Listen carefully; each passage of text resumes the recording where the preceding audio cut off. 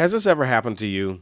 You move to another country, start life anew, look for a job, you start to build rapport with your new colleagues on the job, and then they have these holidays that aren't holidays to you, but your holidays aren't holidays to them, and they invite you to stuff. Never once considering was culturally appropriate for you. This ever happened to you? No? Probably because you're an American higher ed employee listening to this podcast and you're working in America. And for my Australian listeners, yeah, you are an Australian working in Australia. But what about the folks who aren't from your country? What's their employee experience? Well, this episode is a talent experience conversation with guest Ken Sejpal. I'm hoping that you'll get a few things out of this. One thing, I want you to be able to understand the very presence of international employees on your campus. Second, I want you to understand how to be mindful of what their normal looks like. And the third thing, learn how international employees can enhance your campus culture. That's outside of the International Food Festival, all right? So let me tell you about Kinnari Ken Sejpal. She's a vice president of marketing and communications and chief marketing officer at University of Redlands. She's a native of Mumbai, India, and she holds a Master of Arts and MBA from Purdue University. Ken is dedicated to advancing higher ed and the importance of marketing in shaping the perception of the higher ed industry. You can read more about Ken in the show notes. In the meantime, let's get into episode 2 of I Want to Work There.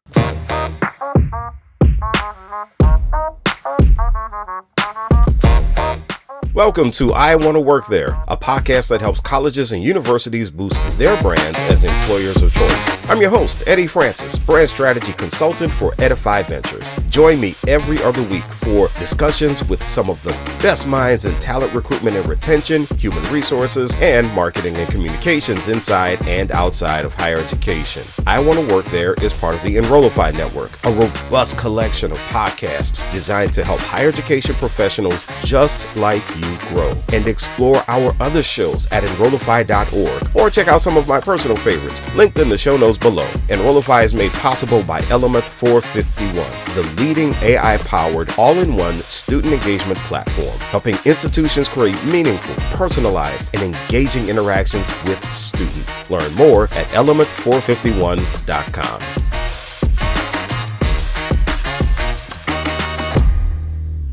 Ken, thank you so much for joining me on I Want to Work There. How are you? I'm well, Eddie. How are you? I'm doing well. So I just have to warn folks before we jump into this interview. Besides Ken having a great sense of humor, she is involved in a little bit of everything. She's pretty much these days she's kind of the queen of planning conferences and stuff like that. I don't know about Queen, but yeah, I do help in that regard. Well, no. You do some great work, not just with AMA, with Case, and who else? Who else do you do work with? What other associations?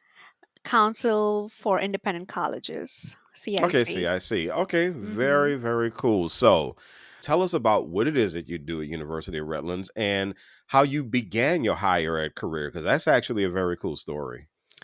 I am at the University of Redlands as their Vice President of Marketing and Communications and the Chief Marketing Officer, which is a bit of a reimagined position from what used to be a university communications office. So we've all heard that story before Mm, where university relations or advancement or communications offices have broadened their scope and become very strategic marketing focused. So that was very attractive. And I came to Southern California at the University of Redlands. And it's been sunshine and rainbows ever since, in the mhm. sense of, well, maybe not rainbows, but it's a lot of sunshine here. It's a very enjoyable time to be here, given all the initiatives we're working on. But my career really started back when came to the U.S. From India to study masters in communication. So I came here Mm, for graduate school at Purdue University, and my hope and goal was to get a full time position, not necessarily in higher ed at the time, but in the communications world after graduation. And it just so happened that everything I was doing as part of my coursework and practical experience was related to Purdue University and some of their brand projects, market research projects, etc., that I would partner with my professor on, and really ended up working at the school during the summer when I had internships and such. And when I graduated, Purdue University was reorganizing into, well, what I said previously, from university relations to Office of Marketing and Media, with Terry Thompson at the helm, who was quite the mover and shaker of branding and marketing in higher education. And the position was about marketing strategy. So it was a new position, and I applied, and she found my experience quite relevant. And I started my career at Purdue University soon after graduation and moved on to serve there for about a decade, minus a couple of years that I needed to take a break to go back home to India. Mhm. But for the most part, stayed there and then went to Rochester Institute of Technology. So I went from cold to colder as their associate vice president of marketing. And I was there for 5 years. That was also an inaugural position. And then I got the 5 year itch to think about what's next, and this position came to me. I looked into it, and here we are. I've been in higher education since my graduate studies at Purdue. So, since we're talking about the experience of international employees in the US, what made you come to the US for that Purdue program? What motivated you? Sure. So I come from very humble beginnings, humble background, if you will. The daily hustle and bustle without really any way to, and living paycheck to paycheck, and really living above my means, and because my means were so low, really my way out of that, what I wouldn't call poverty, but a lower middle class situation, which classism was very prevalent back then in India, that I would need to pursue education, and higher education in India was not an option because there were very finite options, and not Mhm. all of them really led to promising careers. They still led to jobs, not careers. So I knew that an education abroad, and particularly US, seemed to be the wave at that time, where hordes of students were coming here for international education. So I just followed the crowd, worked with an agent in India, which is you typically how Indian students narrow their search before the internet, and who had pretty much three universities on their list for everybody, regardless of major. And Purdue was one of them. And I'm like, oh, yeah, I know people there, because I knew a lot of my neighbors and others at the time who had gone on to Purdue and such. So I'm like, all right, here we go. Boilermakers, here we come. And so, one of the things that you mentioned when you and I talked about doing this episode, you mentioned to me that the process of becoming employed in the US is different than abroad. So, from your lens, what made that process different? Oh God, where do I even start? Everything, the everything from a resume, Mhm. for instance. Resumes, first of all, we call them CVs, which is not Mhm. uncommon, but anyways, CVs, things that we put, and we still put, a lot of us in some parts of the world, even not just in India, are things like date of birth, Mhm. gender, marital status, some things like that. And in some parts of the world, it's even things like if you are working, for instance, in a patriarchal society, they ask for gender just to close the equity gap. So, there's good reason for it. Like when you have how you have it here, when you have diverse hire kind of called out in certain job positions, or diversity hire, Hmm. you see that. I think it's to protect certain types of groups. However, pictures were put on Yep. the Yep. resume, and such. So right from that process of even knowing where to start and what to put, which fortunately, most schools now provide that level of basic resume review coaching, and I think Hmm. that is helpful. But it is also the idea of how do you go through the whole process. The process seems to be always lengthy in the US relative to what I would be used to, or some of the students that I mentored were used to. And that anxiety would always be building about, Hmm. hey, I didn't get this job. I'm like, no, it's really just the process can take time to keep the portal open, to sift through the resumes for the first screening call to even come. Hmm. And then interviews, that's a whole different ball game. It's the way you prepare for interviews is and the types of questions that are being asked. I mean, I think you have to really be confident and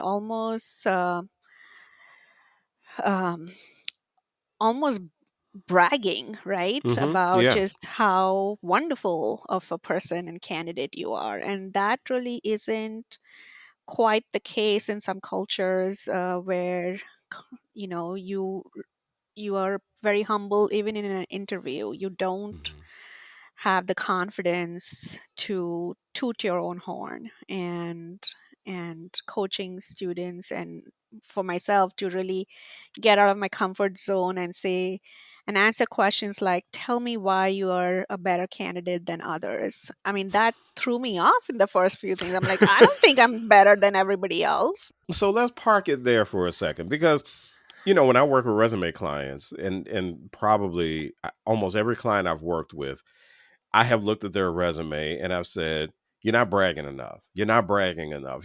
Tell me more. Tell me more." Because and the philosophy there is that you're competing with a bunch of people who want the same job. Maybe hundreds, maybe thousands of people, but you're competing. And I will say that when I was being trained as a job recruiter, I'll never forget the first time I saw a resume from someone who's not from the US, and I saw a picture and I was like, "What is this? What is I don't need your picture." I was like, "Why are you telling me you were born? Do you not know about identity theft?" I mean, it was all kinds of stuff was coming out. So my question is this, cuz this is fascinating to me. If the question is asked, why should we select you, right? And I do think it's kind of unrealistic to ask why over the other candidates because you don't know the other candidates. Exactly. But when you is competition not viewed the same, say in India, or is competition is it a thing or what? Where's the difference there? No, it is competitive, especially because unemployment is pretty high. Okay. So Okay. you do want to get the best jobs. I just think the way those questions are framed and asked, and the way your candidacy is assessed, is not just how you project yourself in the most confident way. It's about Mm. all your accomplishments, all the schoolwork, all the experience, which And your it's not. competencies. Yeah, and all of that, it's not that it's irrelevant here, but I think there is a little bit more stock, I think, we put here in people's ability to Yeah. translate that into something that is above everybody and everything else, in a way that kind of makes the interviewer feel like this person really knows what they're talking about, Yep. and this person is self confident and believes that they are the best.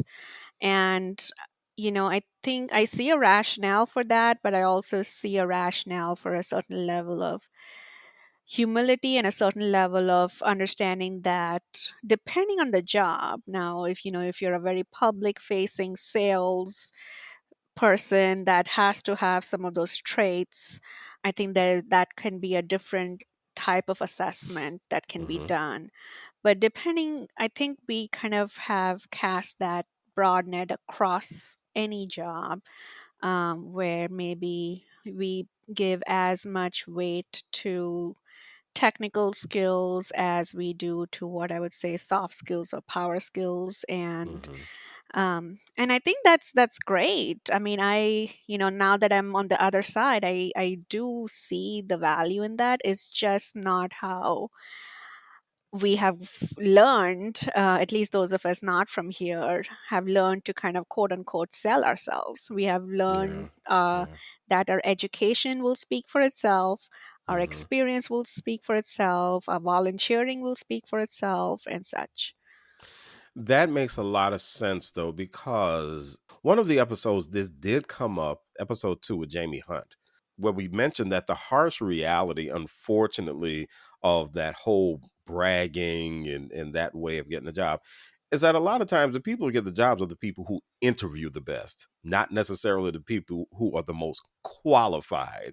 And Exactly. those can be two very different things. So if you are an employer whose eye isn't on the ball and you are getting wowed by all of the bragging, then you've probably missed a much more qualified candidate because Mm-hmm. you bought tickets to the show. And the way, I mean, that is exactly how I feel and what I was trying to say too. And what you just said reminds me also about the idioms that we use here, right? And eye on the ball is what you said, and I already butchered my opening idiom about rainbows and sunshine, but and that is one of my, I can communicate pretty okay, but idioms are just something that I cannot have a grasp on. But in the interviews, how many times do we inadvertently talk in a way that is not just plain simple English and ask Right. questions like that, right? So tell me a time where you took the ball and ran with it. Yeah. There is no sport that I know of where we take a ball and run with it unless you're playing American football. Yeah. you know and Yeah. and Yeah. even then you have to interpret and understand what they're trying to say. And not to say that happens often. I think we are more used to kind of going by script and saying, tell me about a time you took initiative Yeah. and such. And I think that is just being more conscientious about those types of things. I think is helpful. But just it's the candidate's ability to be a good salesperson Hmm. about and Yeah. and have their personal brand really buttoned up, not just their professional brand. Mm. Those are very interesting thoughts. All right, now I'm intrigued, but we gotta get on to some of the other good stuff. In the meantime, you're listening to I Want to Work There. I'm Eddie Francis, and we are talking to Ken Sejpal, and she is the vice president of communications and marketing at University of Redlands, also chief marketing officer. So I can imagine that the experience of the American workplace, for someone who is not from the country, it can be really different. One of the things that comes to mind, and you and I talked about this also, holidays and how different Mm. that can be. So, so we will talk about a time, Ken. But talk about when you and your colleagues have tried to engage in something where they might not have been aware of your international diversity. I mean, when did that hit you and you were like, oh, okay, they don't quite know how this goes with me and the people in my country.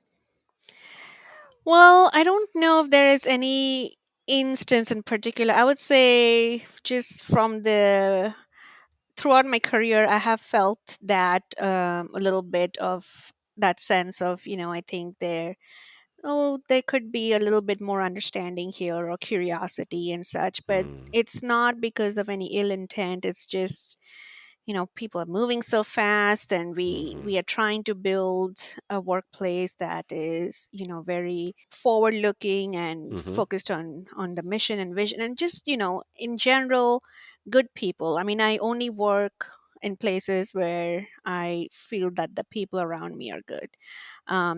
That kind of trumps a lot of my other criteria, as it does, I imagine, for many others. I think one of the instances was when my name was often confused with another person who was from Peru. Peru Mm. in South America. So one person in particular would like keep calling me by her name and her by my name, and the only thing I can only think that we perhaps had in common maybe was that we both um, looked different and sounded different. And that is as far as it went from a similarity standpoint. And I think, yeah, we probably started around the same time as well. But I think again, it was more of a confusion. It was a different time. Holidays, I mean, I can't count how many times people have asked, "Hey, have you put up your Christmas tree yet?" And I'm like, or what? And I was like, I don't celebrate Christmas, but I love seeing others' trees and such. Yeah. But I think the workplaces here have become more inclusive, where you get some of those discretionary holidays or optional holidays or personal days where you can try and use that to celebrate an occasion that is special to you. Mhm. So I think that I'm seeing some good movement there. You're saying you're seeing good movement. Has it been a learning curve though? Has it been something that you've seen that's had to progress? For instance, again, sticking with holidays, you got Thanksgiving, Christmas, Easter. I mean, well, now Martin Luther King Day also. I mean, all these days keep lining up, and people keep assuming, or you have had throughout your career, you've had folks just assuming that you were celebrating with everyone else. But now it sounds like you're hearing more curiosity and Yeah. openness, for instance. Yeah, I think there's a lot more cultural awareness and Yeah. understanding that people are different and celebrate different types of things, even within the United States, regardless of where Hmm. you're from. People care about different things and different occasions, and different days are important to them for whatever reason. For some, it's just another holiday, and for some, it is something extremely personal. For some, it's a gathering of family. For some, it evokes a part of history for them. It's all over the place, right? And so I think there is more understanding and awareness around that there isn't just that assumption that you are just because those holidays exist, that you are partaking in those holidays. Hey, it's Eddie Francis, and I want to personally invite you to the industry's hottest event this summer, the Engage Summit, hosted in Raleigh on June 25th and 26th. The Engage Summit is your roadmap for AI readiness in higher education. Sessions will focus on cutting edge AI applications that are reshaping student outreach, enhancing staff productivity, and offering deep insights into ROI. It's a dynamic blend of theory and practice, and it isn't your typical conference. Think of it as a 2-day masterclass where marketers and enrollment managers come together to learn how to respond to radical changes in AI and its transformative potential. Forget yawning through sessions or clearing out your inbox. We know you do it. This event will provide inspirational programming, truly tactical takeaways, and best in class networking opportunities. Oh, and the best part, the Engage Summit is incredibly affordable. Use the discount code Enrollify50 and you can register for just $99. So join your favorite Enrollify network creators at the Engage Summit this June. Learn more and register at engage.element451.com. We can't wait to see you there. Something you did mention, and we can get off the holiday thing, but just as a general note, something that you did mention when we talked about doing this episode is having that feeling of loneliness, though, as someone who is from outside of the country and you're working among all of these folks. So, talk a little bit more about that. Sure. Well, the mere fact is, we are, as international employees, at least those who started out as international employees, have left their home country, right? That's what Yeah. makes us international employees in the first place.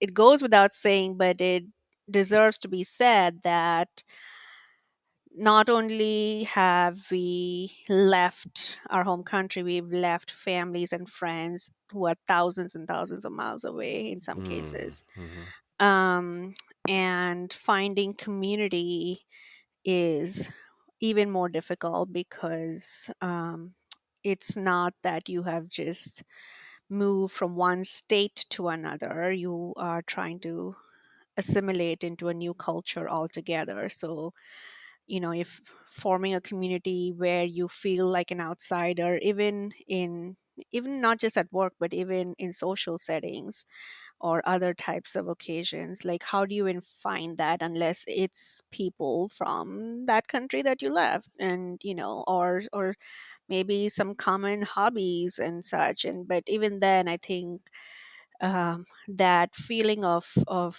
oh, you're having your people or Hmm. around you and surround you, I think that's hard. That Yeah. because you've had that your whole life, and suddenly you don't, but you have them virtually, but that only can go so far, as we all know.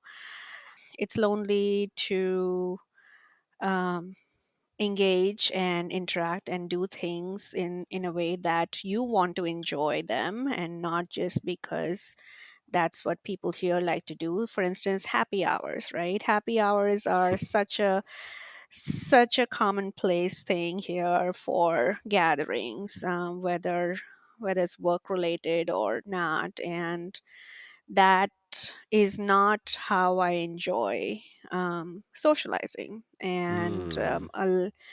And I don't think I would be alone in saying that a lot of people that for whom, social gathering does not equal going for a cocktail, Yeah. would feel any differently. So or a wine or whatever it is. So I think those types of considerations, where we can try and where we're trying to build community. And I think there we want to be thoughtful about, okay, how do we diversify the ways in which we do have fun. For instance, Hmm. we can do a happy hour, nothing wrong with that.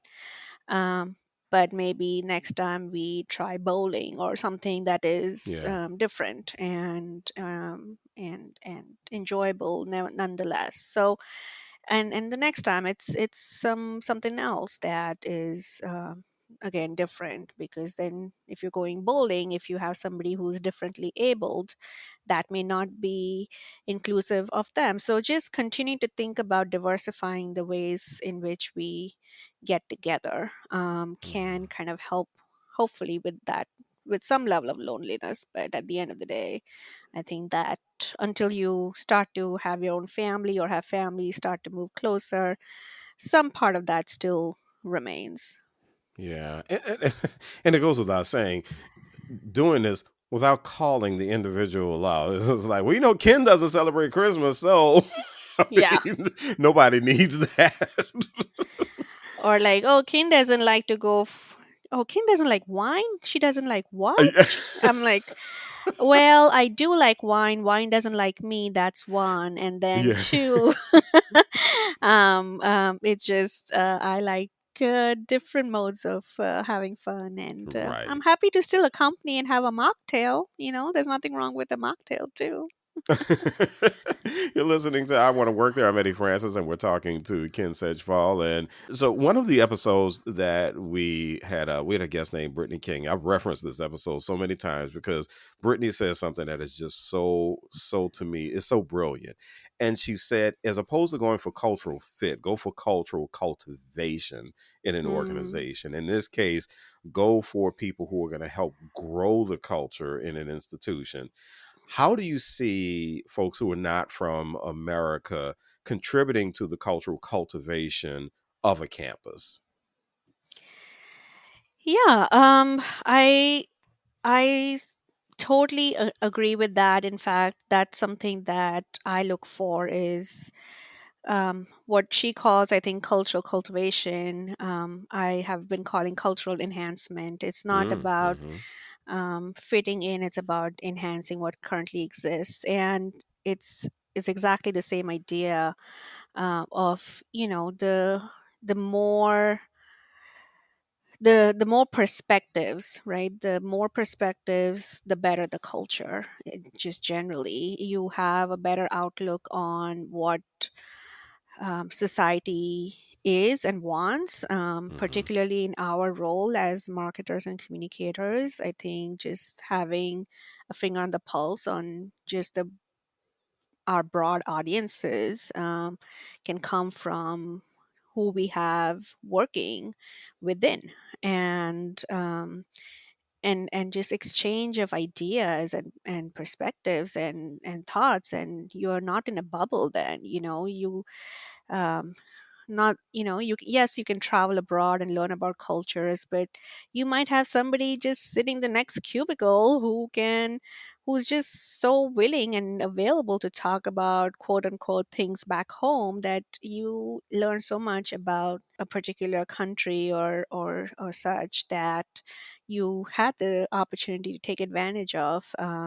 So take it. It Mm-hmm. makes people more comfortable with differences. I think there is a little bit of discomfort with people who aren't exactly like you, and there's even more discomfort when people are as different as internationals tend to be relative to Mm-hmm. people here, right? And that can vary depending on, I don't want to lump in all internationals, like maybe Canadians and Americans are not as different, but there are differences. But as opposed to somebody from the other side of the world, Yeah. and it just makes you a more empathetic human. And chances are, like in this 21st century, you will work alongside somebody who is different and from a different background and culture. So why not use that as an enhancement opportunity, and as a way to connect with people who are different, and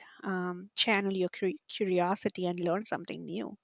Have you ever had a student respond to the fact that you are from the same country, yet you are an administrator? Actually, I haven't directly, no. Being an administrator isn't something I have done for that long. Mm-hmm. However, I have been very intentional about connecting with students, and particularly connecting with international students. Sure. When I was at Purdue University, I started a volunteer gig where I was coaching international students on career preparation, Mm-hmm. and I was a staff member. My building was right next to the administration building. I wasn't that high up in the ladder, but I was still different. And You and still you know, represented the I represent, organization, yeah, absolutely. the institution, yeah. But really, they thought of me as a resource, as somebody that was there to help, because I extended that offer to help because of all the hurdles that I had to go through as an international employee looking for a job, that I wanted to make sure they were well prepared. I continued that work at RIT. And now that we are expanding our international enrollment here at the University of Redlands, I hope to continue to do that. And I hope that will only be perceived as somebody who works at the university that cares about the students, because that's Sure. ultimately why we all do what we do in higher education. This is just one way that I would like to give back in a more tangible way, and directly meet with students face to face and give them help and direction if and where they need it. Yeah, don't be surprised if you inspired somebody. I'm pretty sure that's happened along the way. So, Well, um, that prompts a story if we have a no, go minute for ahead, it. please. Yeah, so at Purdue I connected with a student who was I reached out, and I had a web page and everything about kinship was the name of my organization. See what you did there. Okay. Uh-huh. She contacted me, and I helped her through the job search process. She was from Mhm. Spain, and she really wanted to work in the aeronautics industry. And I helped her with the resume interview preps and such. Again, the school was already offering that, but how do you do that as an international student was where I was Right. trying to fill that gap. um, Long story short, she landed a job. She moved up in her role, and she's doing wonderful things. She's now based out of Canada. And last year, she invited me to her wedding in Oh Spain, man. where I went. And she read something really meaningful at her reception, thanking her family and friends. And she called out, she called me out, like, if it weren't for Kin, I wouldn't have the dream job that I have today, and I wouldn't have met my partner who she met through work. And so it was just the most beautiful thing that has happened since I started kind of, getting more intentional about helping international students. Oh man, that's a cool story. Very cool. So I always like to ask my guests, Ken, the way forward for institutions to build and maintain great employer brands, and we've been focused on talent experience here. How do you see American colleges and universities improving both talent attraction and talent experience for international employees, or maybe just that one campus that could do it? How do you see it? Yeah, in terms of attraction, I think, one of the things is, if you have a seat at the table, I think take the opportunity to look at what types of policies you have for hiring international employees. Sometimes they're just blanket statements about not sponsoring international visas, but then sometimes they vary for faculty and they vary for staff. Faculty sometimes can be more prone to getting those for research activity and such. So if you have the opportunity to voice that for on behalf of the staff, do that.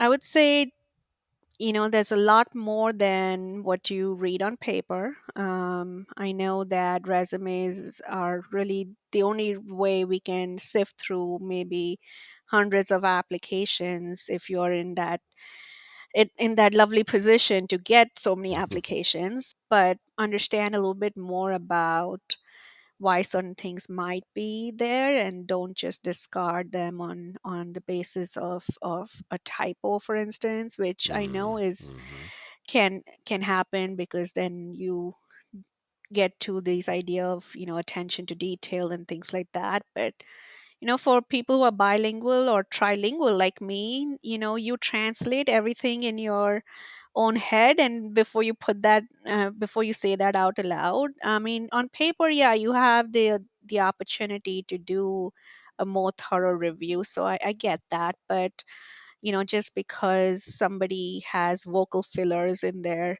interview conversations and such, it's not because they cannot communicate verbally. It's because they are just that's how their brain functions when it's trying to process information in three languages. Start with some low barriers to hiring international employees. Start with student workers that are from different countries. It gives them a taste of the American workplace.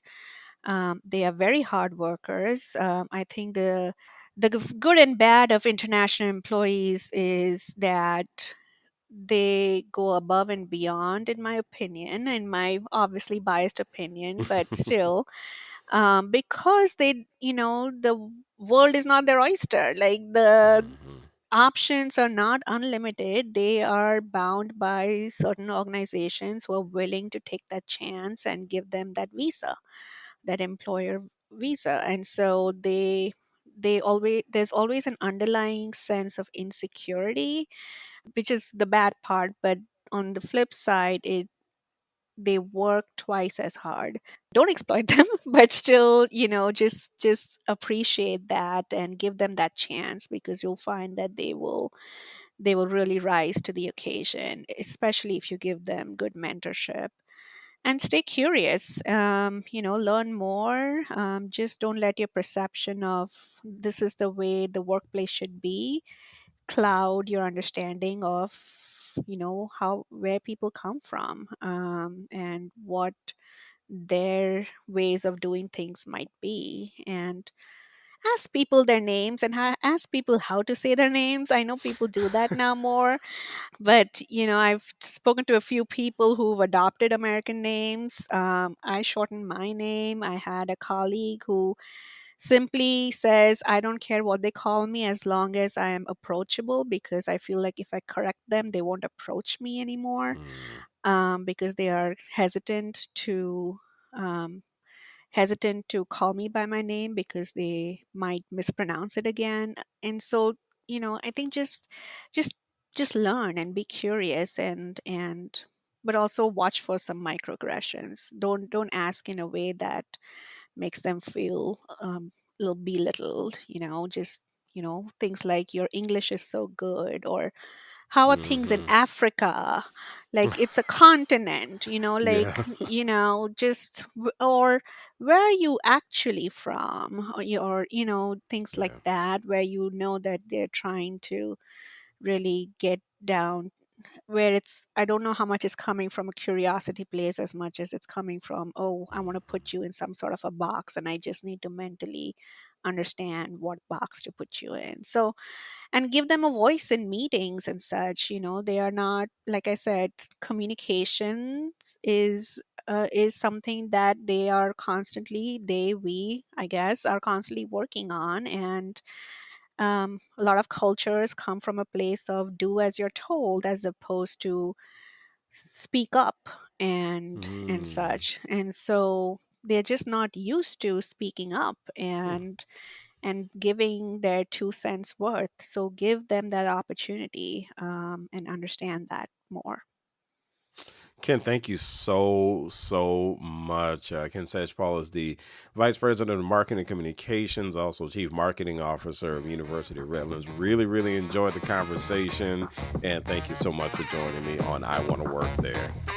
Thank you so much for the opportunity.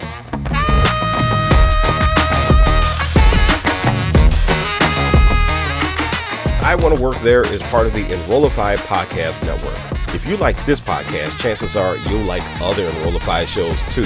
Our podcast network is growing by the month, and we've got a plethora of marketing, enrollment, and higher ed technology shows that are jam-packed with stories, ideas, and frameworks, all designed to empower you to be a better higher ed professional. Our shows help higher ed marketers and admissions professionals find their next big idea and feature a selection of the industry's best as your hosts. Learn from Jamie Hunt, Mallory Wilsey, Seth Odell, Dave Kibbles, Jenny Lee Fowler, and so many other of your favorite leaders in higher ed. Enrollify is made possible by Element 451, the leading AI-powered all-in-one student engagement platform, helping institutions create meaningful, personalized, and engaging interactions with students. Learn more at element451.com.